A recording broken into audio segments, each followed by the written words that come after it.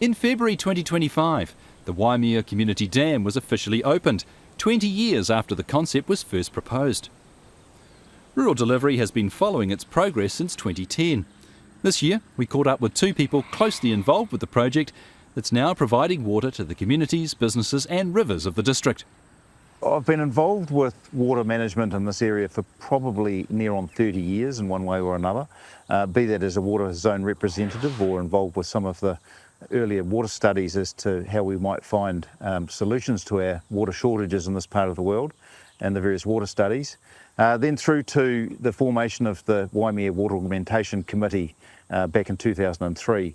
Now that was formed because of the acute water shortage we had, because of the over allocation of water that had gone on, and the fact that the lower reaches of the Waimea River had actually gone dry in the 2000-2001 year drought.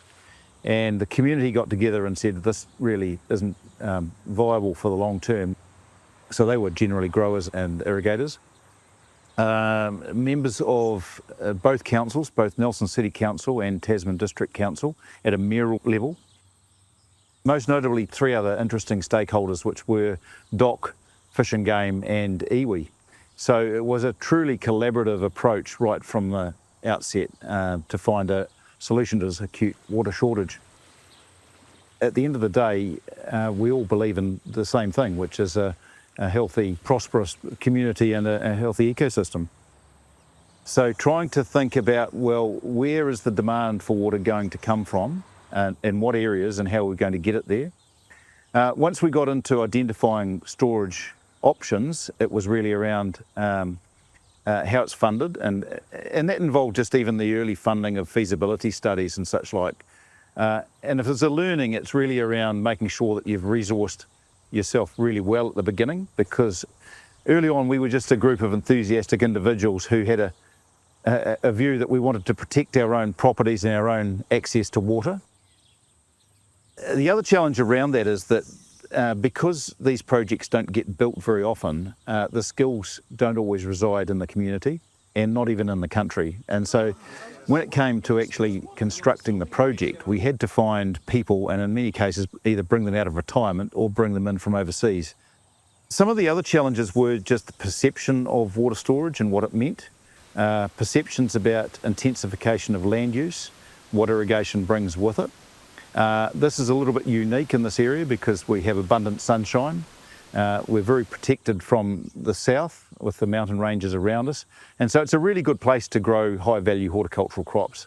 So unlike other parts of the country where irrigation has led to more intensive land uses, particularly dairy, we don't see that here. And in fact, the opposite will happen. There are only 3 small dairy farms on the plains now, and they won't be in existence for very much longer.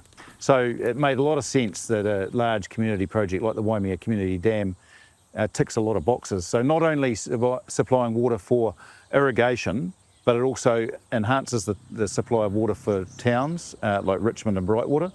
And most importantly, it also enhances the viability and the ecosystem of the river and its health. In order to improve viability and the economics, you have to have reliability, and that's what the dam does.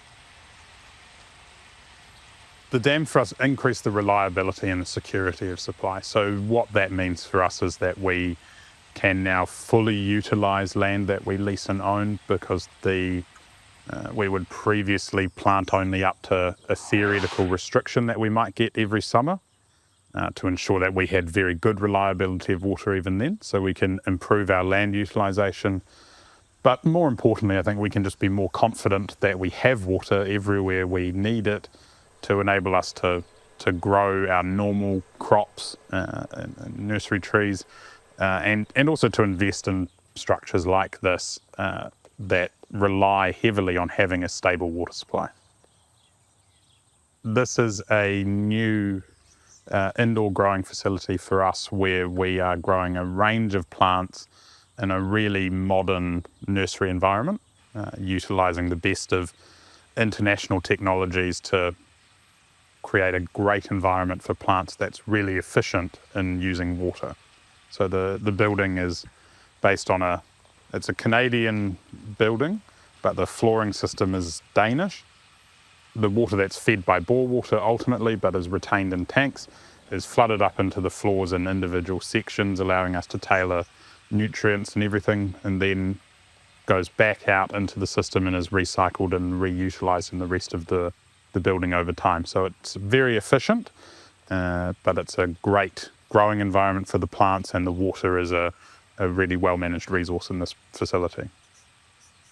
It's a shame that the project has gone over by as much as it has, but that's the reality. We were determined to get the project done and in, and we will deal with the fallout. For most businesses on the plains, it's become very expensive, but we were very clear that we wanted a community-wide solution, a solution that benefits the health of the river, the wider aquifers, and enables the region to be well secured and supplied with water. Irrigators could have individually solved their own water needs, but they would have done that with on-farm storage, and ultimately it may have been cheaper with where the cost has actually got to with the dam, but we wouldn't have had a community solution. We would have had individual businesses solving their own problems, taking up productive land with water storage, and not achieving those same environmental and ecological benefits that the dam started out as trying to achieve. So even though it might not make a strict economic sense to have been in this project right now, it is the right thing for us to do for this community for the future.